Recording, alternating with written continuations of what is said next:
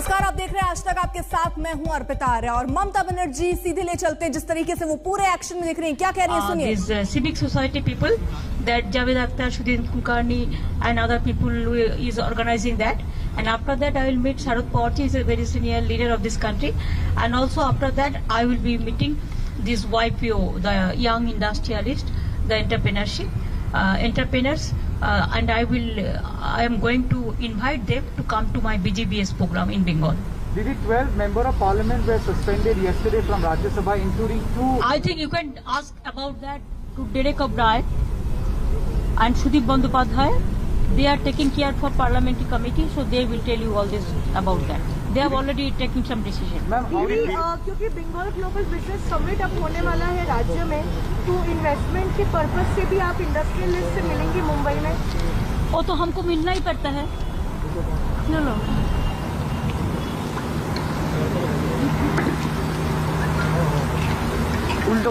ये तो मेरे को मिलना ही पड़ता है। और हमारा बंगाल बिजनेस समिट के लिए मैं पहले भी मुंबई में जा चुका, और मुंबई का जितना इंडस्ट्रियलिस्ट है हमारा इधर में भी बिजनेस करते हैं। इसी के लिए ये मौका पे हम जब वो लोगों ने इनवाइट किया है, मैं भी वो लोगों को इनवाइट करने चाहती हूँ। There are so many, you just wait and see. Bengal is the destination now for new industry setup and investment. सीधे अब तस्वीरें राज्यसभा की, जहां पीयूष गोयल इस वक्त बोल रहे हैं। उनको मिनिस्टर्स को भी इंट्रोड्यूस नहीं करने दिया। ये शायद ही इस सदन के इतिहास में कभी पहले देखा गया होगा। और सदन की परंपरा यह है कि जब तक मिनिस्टर इंट्रोड्यूस नहीं हो तब तक वो भाग नहीं ले सकता एक मंत्री के तौर पे सदन की कार्रवाई में। बहुत कोशिश के बावजूद चेयर ने बहुत प्रयास किया, लेकिन विपक्ष के सदस्य तैयार नहीं हुए कि वो माननीय प्रधानमंत्री जी को अपना दायित्व निभाने दें। बहुत पीड़ा के साथ माननीय प्रधानमंत्री जी ने अपने मंत्रियों को इंट्रोड्यूस ना कर सकने के कारण टेबल करना पड़ा अपने मंत्रियों के इंट्रोडक्शन को। और वास्तव में ध्यान आता था कि विपक्ष की मंशा क्या थी। विपक्ष को चिंता थी कि इतनी सारी महिलाएं माननीय मंत्री बनी है, इतने सारे सामाजिक वर्ग जो वर्षों वर्षों तक पीड़ित रहे, उनको मौका मिला केंद्र सरकार में एक यूनियन मिनिस्टर बनने का। पहली बार मणिपुर से कोई यहाँ पे यूनियन मिनिस्टर बना, नॉर्थ ईस्ट के इतने मिनिस्टर बने, पूर्वांचल के सम्मान हुआ। पूर्वांचल के प्रति माननीय प्रधानमंत्री जी ने एक इक्वालिटी का मैसेज दिया पूरे देश को। उनसे ये पच नहीं रहा था शायद कि आदिवासी भाई बहनों को, जनजाति समाज से आने वाले भाई बहनों को आज यूनियन कैबिनेट में मौका मिला देश की सेवा करने का। और वास्तव में एक प्रकार से उस पूरे सेशन का टेनर उस दिन दर्शाया गया विपक्ष के द्वारा। उसी के 2 दिन बाद जब माननीय मंत्री श्री अश्विनी वैष्णव जी अपना बयान दे रहे थे, एक विषय जिसपे विपक्ष का ही आग्रह था कि इसके ऊपर खुलासा हो, इसके ऊपर हमें जानकारी मिले, तो माननीय मंत्री खड़े होकर जब बयान दे रहे थे तो पूरे देश ने देखा किस प्रकार का घिनौना बर्ताव मंत्री के साथ किया गया। उनके हाथ से पेपर उठा लिए गए, छीन लिए गए और उनके सामने अड़चन डालने की हर संभव कोशिश की गई कि वो बयान ना दे पाए। और उस समय तो कुछ माननीय सदस्य तो हमारे और आके लगभग अटैक करने की मुद्रा में दिखे। और ये सिलसिला माननीय अध्यक्ष जी समय समय पे देश ने देखा, चेयर का अपमान होते हुए देखा, हमारे अधिकारियों का अपमान होते हुए देखा, अन्य माननीय सांसदों का अपमान हुआ और पूरे सदन की गरिमा को पूरी तरीके से ध्वस्त करने का हर संभव प्रयत्न विपक्ष ने पिछले मॉनसून सेशन में किया। माननीय अध्यक्ष जी, मैं धन्यवाद दूंगा चेयर का, आपका, उपाध्यक्ष जी का और सभी आपके पैनल का और हमारे सभी स्टाफ का जो टेबल पे हैं, जो मार्शल्स हैं, जिन्होंने इतनी गलत बर्ताव के बावजूद संयम रखा, बहुत टॉलरेट किया, बहुत संवेदनशील तरीके से इस विषय को लिया, हर अटैक को सहन लिया बिना कोई उसका विषय बनाते हुए, बिना कोई कंप्लेन करते हुए। उसके बाद बढ़ते बढ़ते जब एक माननीय सदस्य ने एकदम चेयर के ऊपर ही लगभग हमला बोल दिया, तब कोई चॉइस नहीं थी, उनको एक दिन के लिए सस्पेंड किया गया। उस दिन भी जो दृश्य इस हाउस में हुआ कि दरवाजे बंद होने के बाद भी शीशा तोड़ा गया, दरवाजे का शीशा तोड़ने के कारण कांच कुछ हमारे स्टाफ, सिक्योरिटी स्टाफ को भी लगा, चोट पहुंची। उस पे भी चेयर ने निंदा की और काफी आक्रोश था कई मेंबर्स में कि इसमें एक्शन ली जाए, लेकिन एक संवेदनशील चेयर और सबकी इच्छा के हाउस चले, कोशिश की जाए, एक्शन आगे और बढ़ाया नहीं गया। चलते चलते अध्यक्ष जी 9 तारीख, 10 तारीख, 11 तारीख जो जो घटनाएं इस सदन में हुई, 9 तारीख को आपको ध्यान होगा कि एक अचानक डिवीजन मांगा गया, सब विपक्ष अपनी अपनी कुर्सी में जाके डिवीजन मांग लिया। साधारणतः इस बात की चेतावनी पहले दी जाती है, उसके बावजूद जब सडनली डिवीजन मांगा उसमें भी पर्दाफाश हुआ कि 79 votes in favour of the chair थे और 44 वो in favour of the government थे और 44 वोट्स विपक्ष के साथ थे। तो ये भी कोई अगर गलत फहमी फैलाने की कोशिश की जाती है कि विपक्ष के पास नंबर्स हैं या सत्तारूढ़ दल के और हमारे सहयोगी दलों के पास पूर्ण बहुमत नहीं है या बहुमत नहीं है राज्यसभा में, तो ये पूरी तरीके से उस दिन निरस्त हो गया। और ये कई ऐसे मौके आए हैं जिसमें विपक्ष को डिवीजन में अपनी सही ताकत का अंदाजा इस सदन में दिया है। माननीय अध्यक्ष महोदय, आज ही मैं देख रहा था बाहर किसी माननीय सदस्य ने, मेरा आग्रह होगा बाहर की बात अब अंदर हम लोग नहीं सर, मैं स्पष्टीकरण इससे कर रहा हूं क्योंकि माननीय लीडर ऑफ द ऑपोजिशन ने ऐसे आरोप लगाए। ठीक है, उसको आप चलिए, मैं बाहर की बात नहीं कहता हूं, पर कई बार कई सदस्य कहते हैं कि हम इसलिए सस्पेंड कर रहे हैं 12 सदस्यों को क्योंकि हमारे पास संख्या नहीं है। तो सबके सब विपक्ष के माननीय सदस्यों को मैं आमंत्रण देता हूं, आप आइए, जिस विषय पे अभी डैम सेफ्टी बिल बातचीत होने वाली है, आज करना हो, कल करना हो, परसों करना हो, जब आप चाहें आप डिवीजन मांगिए और डिवीजन करके देख लेते हैं, सबको ध्यान में आ जाएगा, पूरा देश देख लेगा क्या परिस्थिति है, किसके पास पूरा बहुमत है, किसके साथ सदन खड़ा है और सच्चाई के साथ ये सदन खड़ा है और पूरी सच्चाई देश के सामने स्वयं विपक्ष के कुछ साथियों ने देश के समक्ष रखी। माननीय अध्यक्ष महोदय, 11 तारीख की घटनाओं में आपका ध्यान आकर्षित करना चाहूंगा। आपको ध्यान है 11 तारीख को आखिरी दिन था सेशन का, हम सब यहां असेंबल्ड थे, पर शुरुआत से कुछ माननीय सदस्यों ने बहुत ही खराब तरीके से यहां पे व्यवहार किया। कोई सदस्य लेडी मार्शल्स को अटैक कर रहे हैं और कोई सदस्य एक मेल मार्शल के गले को पीछे से ऐसे लिटरली वांटिंग टू स्ट्रैंगुलेट हिम। और वो तो भगवान की कृपा है क्या हमारे मार्शल्स भी तटस्थ खड़े रहे, नहीं तो सिक्योरिटी कॉर्डन अगर टूट जाता तो मुझे तो चिंता है चेयर का क्या होता, किस प्रकार से चेयर के ऊपर घातक हमला हो सकता था।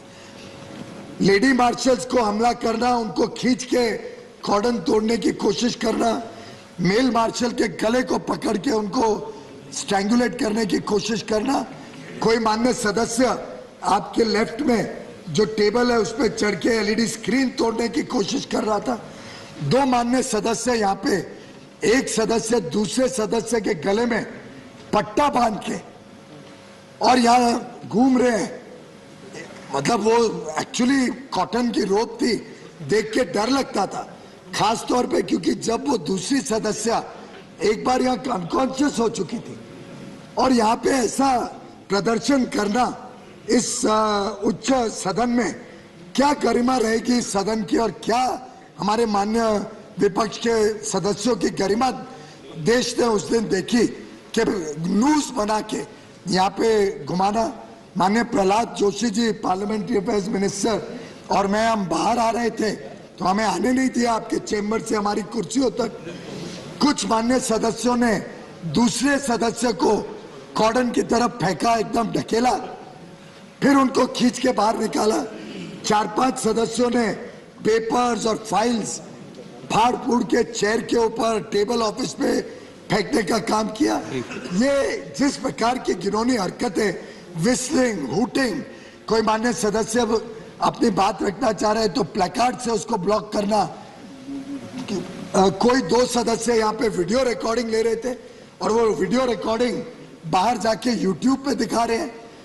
पर ये सब चीजों को देखते हुए संयम जब पूरी हद के पार हो गई और माननीय चेयर की जो पीड़ा हमने उस दिन देखी, तो हमने डिमांड किया कि एक कमेटी बनाई जाए। कमेटी सब जांच करके इसका सबसे, उनकी भी वर्जन ले सकती थी, पूरे कार्रवाई सदन की देख सकती थी मॉनसून सेशन की, और तय कर सकती थी किस पे एक्शन लेना, किस पे आगे कैसे सदन अच्छी तरीके से नियंत्रण में चले, ये चिंता कर सकती थी। लेकिन माननीय चेयर के हर प्रयत्न के बावजूद कई विपक्ष के दलों ने रिफ्यूज कर दिया कि हम इस कमेटी के पार्ट नहीं बनेंगे। ऐसी परिस्थिति में 11 तारीख आखिरी तारीख थी मॉनसून सेशन की, तो स्वाभाविक था कि अर्लीस्ट अपॉर्चुनिटी कल थी, जो पहला दिन था नए इस हाउस का। और जैसा माननीय चेयर ने कहा, house is a continuing institution, और हाउस में इस प्रकार की घिनौनी हरकत करना और फिर कहना कि अब वो तो सेशन खत्म हो गया, अब कोई कार्रवाई नहीं हो सकती, ये तो मेरे ख्याल से ना न्यायिक है और ना इस सदन की गरिमा देश के सामने बढ़ाएगा। इसलिए हमने आपसे दरख्वास्त की थी कि इस कार्रवाई,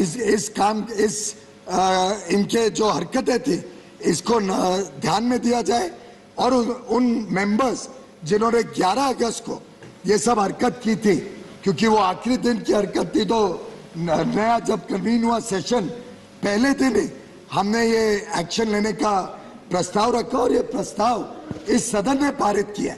सदन का निर्णय है कि 12 MP जाए, लेकिन मैं ये भी कहना चाहूंगा माननीय अध्यक्ष जी कि ये पूरा सदन चाहता है कि सब हमारे माननीय सदस्य भाई बहन आए, सदन की कार्रवाई।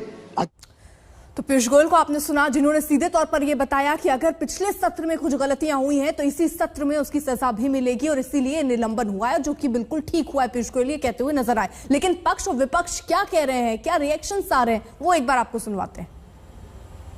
ये सदन का निर्णय था कि ये मेंबर्स को सस्पेंड किया जाए for the rest of the session. साथ ही साथ ये नॉर्मल डिसरप्शन या normal stopping of the house नहीं था, ये एक्शंस इस प्रकार के थे जिसको माफ करना मेरे ख्याल से जब तक वो माफी नहीं मांगे संभव नहीं था।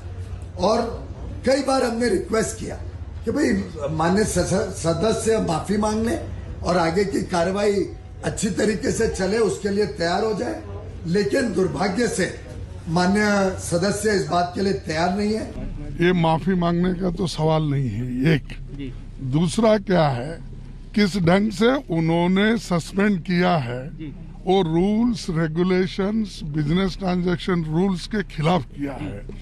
ये जो इंसिडेंट हुआ है ये है लास्ट सत्र का है, तो ये अब विंटर सेशन में इसको मुद्दा बना के सस्पेंड करना, तो अपोजिशन की मुंह बंद करने के लिए उनकी जो पोल खुलेगी वो नहीं खुलना, इसीलिए सारे अपोजिशन पार्टी को उन्होंने सस्पेंड करने का निर्णय लेकर सस्पेंड किया है। बहुत दुर्भाग्यपूर्ण व्यवहार जिन लोगों ने किया था, उन लोगों के बारे में एक्शन लेने के लिए हमने एक प्रस्ताव मुंह किया। तब भी हम उनको कहा, आप सभी को ये कहिए वो सदन में माफी मांगे, रिग्रेट व्यक्त करें। अगर वो विषाद व्यक्त करते हैं तो हम मामला यही क्लोज करने के लिए, समाप्त करने के लिए हम तैयार है। स्पष्ट रूप से हमने कहा था। पिछले सदन में जो हुआ, आज की तारीख में जब संसदीय कार्य मंत्री प्रहलाद जोशी इस वक्त कुछ बोल रहे हैं, सुनिए। मानसून सत्र चला तब भी हमने बिना चर्चा चलाने का हमारा कोई मकसद नहीं था। Even as a party also our party is the most democratic party in this country, having the mandate also, the people support also, we are democratic and our leader is also very very democratic. और इसके बाद अभी इसके इतने सब होने के बाद भी त्रिपुरा का इलेक्शन कितना शानदार रिजल्ट हमारे पक्ष में आया है, ये सब जानते हैं। और जितना इलेक्शन ये फॉर्मूलाज के बाद अभी तक हुआ है, उसमें मोर देन 50% हमारे पक्ष में है। मैं पूरा आंकड़ा इधर रखना नहीं चाहता हूं, तो इसलिए मैं आपका अनुमति है तो मैं निवेदन करना चाहता हूं।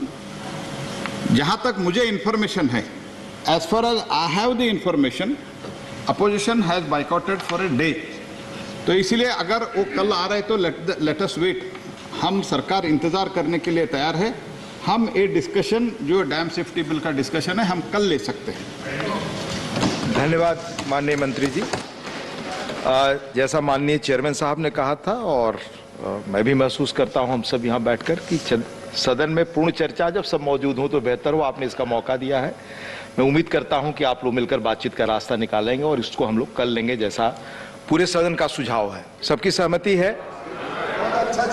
तो house stands adjourn to meet at 11 AM on Wednesday the 1 December 2021।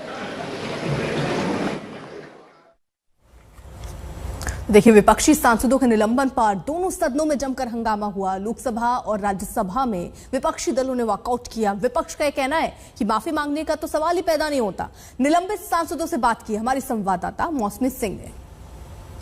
तो यहाँ पे आप देखिए किस तरह से विपक्ष एकजुट है। Arbitrary suspension of opposition MPs, इसको लेके मसलिंग द वॉइस ऑफ ऑपोजिशन।